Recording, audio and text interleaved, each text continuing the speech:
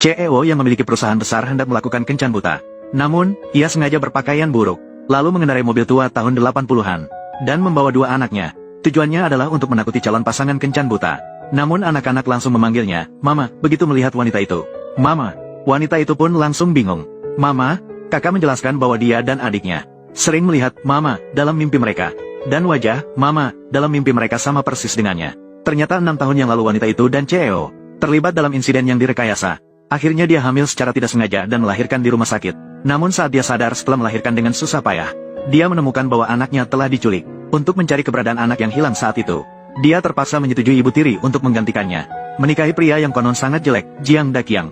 Namun yang tidak diketahui wanita, sebenarnya, pria itu adalah seorang CEO tampan dengan kekayaan triliunan. CEO itu pun tidak mengenali bahwa dia adalah ibu dari anak yang dia cari selama bertahun-tahun.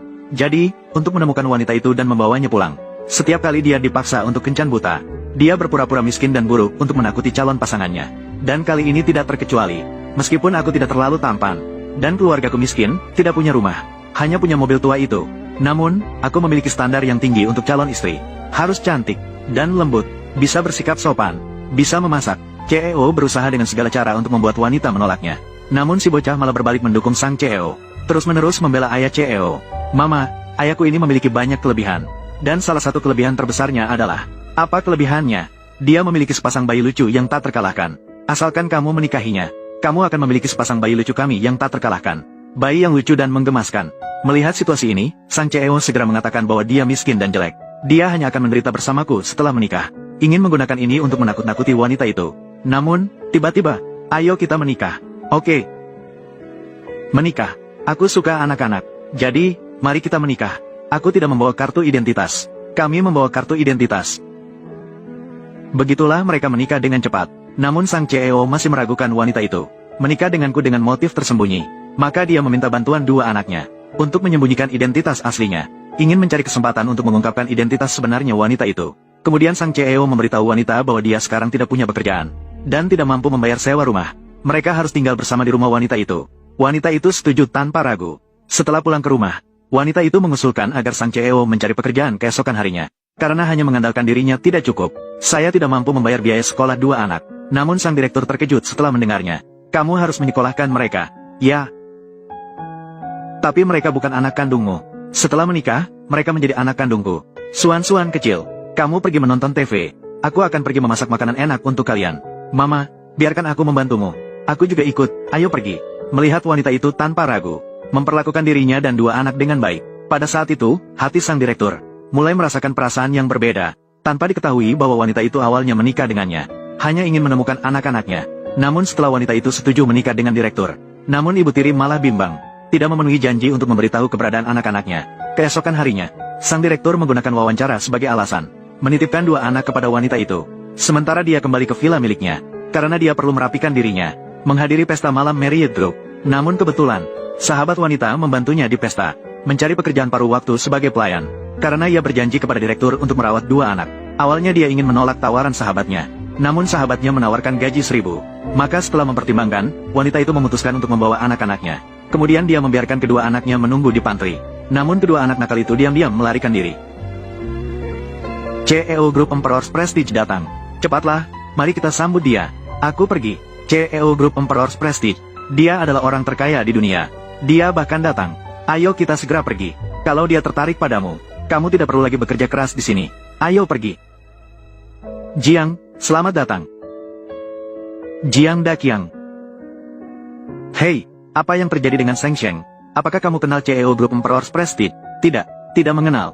Hanya dari samping. Dia agak mirip dengan suamiku, Jiang Daqiang. Tetaplah hidup sebagai pekerja. Dia tidak terlalu tampan, tidak bisa membuatmu berbaring dan merangkul paha. Itu adalah kesalahanku. Wanita kecil di sini, sahabat istri orang terkaya di dunia. Dengan begitu aku bisa merangkul erat paha sahabatku, benar-benar berbaring datar. Sekarang terlihat, takdir pekerja keras. Aduh, tidak bisa membuatmu santai memeluk paha. Itu salahku, wanita kecil di sini. Aku minta maaf padamu. Menyebalkan. Baiklah, mari kita segera naik. Kalau tidak nanti manajer akan marah lagi, akan mengomel lagi. Ayo pergi. Yue, tadi hampir saja dikenali. Namun, bagaimana dia datang? Jiang Zong, apakah kamu mengenal pelayan tadi? Tidak mengenal. Sebenarnya mengenal. Mengapa direktur harus pura-pura tidak mengenal? Hatinya sang direktur benar-benar sulit ditebak. Wow, inilah pesta malam Marriott Group. Memang mewah. Kakak Lin, terima kasih padamu. Kalau bukan karena kamu, aku sama sekali tidak tahu. Pesta mewah di kalangan atas. Ternyata seperti ini. HMPH.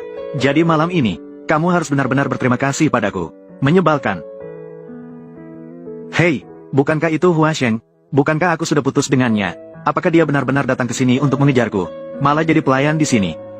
Sungguh sial. Apakah aku lupa melihat kalender hari ini? Bertemu dengan pasangan imut ini. Hua Shu, bukankah ini putri dari istri muda ayahmu?